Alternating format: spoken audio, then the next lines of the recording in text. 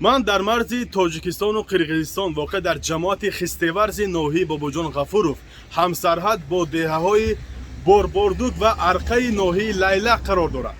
در این منطقه از صبح صدای تیر و توپ شنیده می شود و در هوا دود خفز و آتش پدیدار می گردد.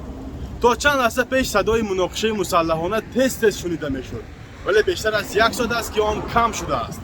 اما احتمال دوباره علنگ گرفتن درگیری نیز در میان است. بسیاری ها وضعیت را بر رویدادهای ماه اپریل سال 2021 مانند میکنند، اما به نظر می رسد که این بار حجم درگیری ها فراختر است. به احتمال گسترش نزاع این چیز دلالت میکند. طور مشاهده میکنید نظامیان تاجیک و محل مناقشه زود روان میکنند. از بین این منطقه مرزی راهی اساسی به سمت اسفره میگذرد و ساعت هاست که بسته باقی مانده است.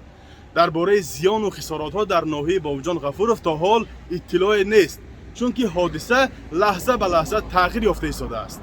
ساکنان در صحبت‌های حضوری گفتند که در دهه بوربوردوک قرقیزستان تقریبا اهالی نمانده است و تاجیک تباران و قرقیزها به منطقه بیخوف خانه و در خود را مانده رفتند.